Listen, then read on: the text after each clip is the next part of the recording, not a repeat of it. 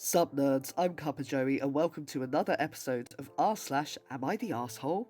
This one was actually suggested to me by my best friend Seb, so thanks Seb, and let's crack on with it and see, are these people assholes or is the asshole elsewhere? Am I the asshole for severing from my friends over someone's autistic behaviour? I am 27 female.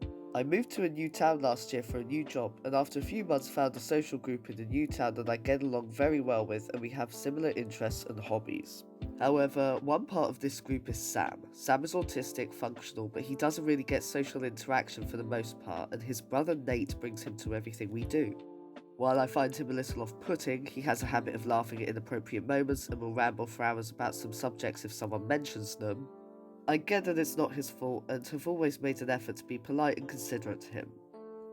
Over the last 4 or 5 months, Sam has developed a very unsubtle crush on me. From what Nate has said, I get the impression that I'm the nicest any girl around his age has ever been to him. He constantly goes out of his way to buy things for me, even when I insist that I can pay for it myself, obsessively follows me on social media, asks if we can hang out just the two of us, which I always say no to, and has repeatedly asked me if I have a boyfriend, which I don't. I don't because I'm gay, though I'm not open about it to everyone, and even if I was interested in men, Sam is not my type between his mental difficulties and us simply not having any interests in common.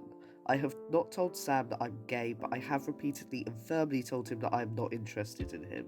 Sam has not been taking the hint, and my friends, including Nate, have told me that they think it's cute that Sam is interested in me and encouraged me to not take him seriously.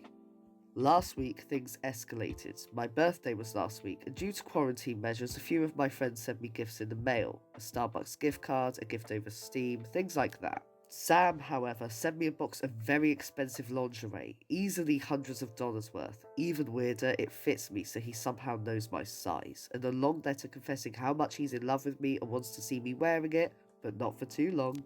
I know where Sam lives, with his and Nate's parents, called their parents on the phone and drove over to their house to return the lingerie. The parents were very weirded out but promised to talk to Sam. A couple of days ago, Sam sent me the lingerie in the mail again, along with another letter that this time said how he understands how surprised I must have been but he can't wait to see me in it. I sent my messages to Nate and the rest of my friends that I am not comfortable being around Sam anymore and will not be meeting up with them in future if Sam is there. When my friends blew up at me for hating Sam because he's different and leading him on, I shut down my social media account and blocked all of them. Now that I've had a day or two to calm down, I'm wondering if that was an overreaction. So Reddit voted this person to not be the asshole, and I 100% agree. Oh my goodness. Let's call this what it is. This person, the OP in this case, has been a victim of sexual harassment. What has happened here is she has said no to someone, she has explained clearly that she's not interested, and they are not listening to the fact that she's not interested. They are continuing to pursue this and also sending them lingerie and saying, I can't wait to see you in it, but not for long. It's the creepiest thing. It's really creepy. Okay, so we all know that this behavior is inappropriate. I'm not going to ramble on too long about why the behavior is inappropriate. Essentially, if somebody isn't interested in you after you've been pursuing them, then you should stop, you know. OP mentioned that she's gay, and, you know, again, as a member of the LGBT community myself, I don't think that anybody should have to come out. You know, no should mean no, right? That, like, you shouldn't have to come up with a reason as to why it's no. Like, this is a thing that I've noticed on, like, r/nice guys as well, that as soon as somebody says no, it's like, well, why not? Why would you give me a chance? And that's the thing, is that there doesn't really need to be a reason why. Like, I'm not interested is a good enough reason in itself. If her orientation is something that's very personal to her and not something that she's open about, like, I'm really open about mine in you know, face-to-face situations, but, you know, if she's not open, then she shouldn't have to be, you know, she shouldn't be forced to out herself in order to have a comfortable life with this guy that won't take no for an answer. But it seems that the main issue is with how the friendship group has been addressing Sam's behaviour. So without going too much into personal details, I'm going to say that out of the 3 people in my life that mean the absolute most to me, 2 of them are autistic. So I'm not autistic personally, but I have got, you know, the two of the closest people to me in my life are autistic. and they're both very different. You know, like as non-autistic people are different, they are two different people with different interests, different personalities, you know, and I love them both, and they're both autistic. And consent has never been an issue. You know, like this is something that was taught very early on, and that's the thing with all kids, regardless of whether they're autistic is not, is that you really need to drum into them from the word go that consent is important. You know, little things like, oh, make sure that you ask someone before you hug them. Like, just telling a kid that just, you know, reinforces the idea that body autonomy is important, you know. But what's been happening is the friends have not been taking this seriously. Like, when OP has said that this makes her uncomfortable, they just keep going on like, oh, it's cute, when you know it's not. Like, that's the problem, is that people see these behaviours and they call them cute rather than sort of addressing, you know, how they are. Like, you know, it's kind of like the little boy on the playground that's, you know, trying to force the girls to kiss him, and they go, oh, look, he fancies him, it's cute. It's like, well, no, because, you know, this just means he's not going to take no for an answer later in life. Also, OP said that she was 27 and around the same age as Sam, so this means that he is, you know, a grown man. And the fact is that the friendship group around them are really infantilizing him, you know. Like, regardless of whether he's autistic or not, he is a grown person, and while certain allowances can be made, you know, it's not okay. It shouldn't have got to this point where he's acting this way as a 20s, well, someone in their 20s, I'll just put it like that. This really should have been addressed as soon as it was starting to happen, because the problem is that now he's in his 20s, it is going to be more difficult for him to change his behaviour that up until this point he has been told is acceptable. As soon as behaviours where he wasn't taking no for an answer started to emerge, that needed to be nipped in the bud straight away, and now it's not. And the fact that they're going on like, oh, this is cute, oh, it's just a crush, you know, this is encouraging him. And the thing is that to him it isn't just a childhood crush. To him, he feels like something's going to happen between him and OP, and it's not. And you know, on that side of things, it's unfair on him, you know, for people to be encouraging a relationship that just isn't going to be happening, you know. Especially as he spent so much money on lingerie. I mean, that was really creepy. But, you know, if he's putting in a lot of money into a relationship that's not going to happen, you know, it needs to be nipped in the bud for his financial well-being, as well as the fact that OP, and no one for that matter, deserves to be sexually harassed, you know, like that is what's going on. The only thing that I disagree with OP saying was just at the beginning when she says, you know, that oh, he's autistic and so he rambles and he laughs at inappropriate moments, and I get that he can't help it. Like, I think that this should be a welcomed part of him, because, you know, laughing can often be a stim. Like, if you don't know what stimming is, then I suggest you look it up, otherwise this is going to go way too much into like an educational video. But you know, that it's not that, oh, he's like that but he can't help it because he's autistic. It should be more of a, he's autistic and this is part of his personality, and that's great, you know, like if he rambles, if he laughs, you know, then fair enough, you know, that's part of him, that's who he is.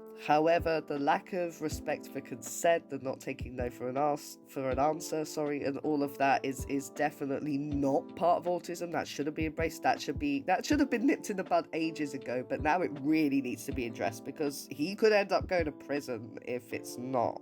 Also, the way that the friendship group acted towards OP was pretty damn freaking unacceptable. Like the whole thing about oh, you were leading him on. Like no, she she said that she wasn't interested. By no means was she leading him on. And they were the ones like, oh, don't take it seriously. And now they're saying, oh no, it's just part of, you know, they're enabling unhealthy behaviour by telling her that it's just part of autism, when it absolutely is not. I feel really bad for this OP. I feel bad that she's been put through this situation, and also I feel really bad that she had to ask this. Like, she feels like she you know, should have just been, you know, put up with being sexually harassed. You know, no, that isn't acceptable. Yeah, so I would definitely vote not the asshole for the previously mentioned reasons. Also, a side note, it's pretty damn insulting to autistic adults to say that this kind of behaviour is acceptable as part of autism. Like, you know, there were a few autistic adults in the comments who were reading this like, hang on, I'm autistic and I wouldn't do this. So, you know, like that's another thing to mention. Am I the asshole for uninviting my ex to our daughter's birthday party for laughing at her? I'm very new, so excuse any mistakes. Tomorrow is my eldest daughter's 19th birthday. She's only ever wanted one thing for her birthday: concert tickets to see her favourite band, which is a Korean band called BTS. I know she's been a big fan of theirs for a few years and has wanted to see them live for a long time. I kind of got sucked into the group a little myself and through our mother-daughter bonding time and decided that I would buy us tickets for her birthday. Now the twist was that I had to give her her present beforehand because the concert was going to be on her birthday. Getting the tickets was really hard and they weren't the best admittedly, but when I gave them to her a few months ago, she was in tears. And I've honestly never felt so happy seeing how happy the tickets made her. She was so elated, was dancing and singing and just so happy that I definitely knew I had made the right decision. Now, as you can probably tell from the timing, it didn't work out. The concert got cancelled and my daughter was and still is completely devastated. She's been crying the entire weekend on and off and was inconsolable. I made it a point to sit down with her, have a talk, try and cheer her up and re-watch some of their DVDs with her, but it only made her sadder. This morning, her father and my ex-partner came by to bring some birthday presents and talk about our daughter's birthday party. Since we won't be travelling to the concert, we decided to just have a small gathering in the park. Just my partner, my ex, I, the siblings, a few of my daughter's friends, eating cake at a safe distance. Her father was apparently put off with how sad and dejected my daughter looked and asked her if she wasn't excited for her birthday. She just said not really, and when he wanted to know why, she said she was sad about the concert being cancelled. He got mad and started mocking her about how privileged she was, that she was too old to be this hung up over a boy band and that she couldn't enjoy what everyone else was doing for her because she's so selfish, etc. I blew up at him, threw him out and told him not to bother coming tomorrow. My family is telling me I overreacted and even my daughter tells me she wants her dad there, but I told her he could only come if he apologised to her before that. Seemingly everyone thinks this is not a huge deal, but I won't allow my ex to talk to his daughter like that even if she permits it. Am I the asshole here? Now this does have a follow-up, but I'm gonna give my commentary before I read the follow-up because I think that's a little bit interesting. So this one was voted by the Reddit community to be everyone sucks here, but I'm more erring on the side of not the asshole on this one. The only asshole-ish thing that OP did was the whole uninviting her ex because, her daughter is 19, so her daughter's an adult, and as an adult, she should be able to say who she wants at her birthday party, and if she wants her dad there, despite him being an asshole to her, then, that is her decision and it isn't the mother's decision to say that he's not allowed there. Having said that, the dad was an asshole. This is what gets me, that, a lot of people in the comments were actually agreeing with him, and a lot of people were saying oh, if she's 19 she shouldn't be crying for a weekend over a band, that's really childish, blah blah blah blah blah. It's well so what? This band is clearly something that means a lot to her, and I'm somebody whose knowledge of K-pop begins and ends with Gangnam Style, so I'm not really the person to comment on Korean bands, but again, why is it that there are some hobbies that are seen as acceptable and others that are seen as childish as an adult, what about Pokemon? A lot of people, I play Pokemon Go, and a lot of people sort of feel the need to make snide comments when they see a bunch of people out playing Pokemon Go together, oh, look at the nerds. It's well, so what, I'm out having fun with my friends in a way that's not really, bothering anyone. What's the problem? And again, what problem is there with this girl being really into a band, So what if it's a Korean pop band and, again, just so what? People are allowed to like what they like. And this is the thing, is that, again, I don't know who the father is, but I bet that if he was one of these mega sports fans, the whole, we have a saying in the UK that it's the only time it's acceptable for a man to cry is when England loses the World Cup, which is a load of bollocks. But why is it that that's an acceptable thing to get really passionate about and other things aren't? I don't think it's juvenile for her to be crying over this, because if she has been looking forward to it for ages and now she's been let down, then yeah, that is devastating. So now I'm going to go a little bit into the backstory that was provided afterwards. Well, not backstory, but a follow-up. Edit, I thought I'd update since the party is starting soon. I was pretty upset all day yesterday about the situation, but I ended up telling my daughter the decision was up to her. She decided he could come, but thankfully insisted on an apology herself, which she has never done before, and I'm incredibly proud of her for sticking up for herself. I talked to my ex-partner after they were done talking and apologised for my outburst, but also told him that the way he treated our daughter and her hobbies needed to stop. I could tell he wasn't happy, but did agree to either just accept or not comment on things that make her happy. Just as a last comment, some of the people who commented disparaging things about my daughter and her hobby, I don't appreciate it, and I feel sad that some of you apparently never had something you were truly passionate about. And for context, my daughter told me that the group is apparently going to disband soon because they have to go to the military, so this might have been her only chance. Okay, so I think that little bit of extra context did add a lot to the story. First of all, I'm so pleased that the mother is really supportive of her daughter's hobbies. Like, that's the thing, is that if you have a hobby that isn't, socially normal, like sports or whatever, then, yeah, it can be a bit tricky. And the fact that her mum is supporting her is great, because I don't think that there should be an age limit on these sorts of things. I mean, how many people watch SpongeBob, and that's supposed to be for kids, Like, we enjoy it as adults, so why can't this person enjoy a boy band? Secondly, I think the fact that she's had trouble standing up to her father before may be one of the reasons why the mother felt the need to step in and uninvite him. Like, I do think that she was just looking out for her daughter's well-being, but the fact that the daughter actually stood up for herself is fantastic, so I do feel like this does have a happy ending. And also, as the group is going to be disbanding soon to go to the military, it makes every sense that she would cry. I mean, even if it was just you're going to have to wait until next year, if you've really been looking forward to something for ages, then it can be quite, gutting to have that. And yeah, like sometimes, when all of your hopes are up and then they're down, you will cry. Like, we're humans with emotion.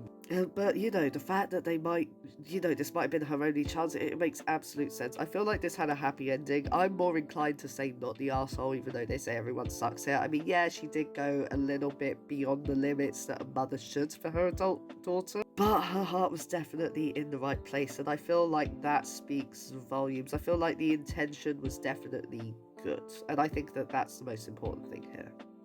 Am I the asshole for not letting my girlfriend meet my parents until she changes her hair colour?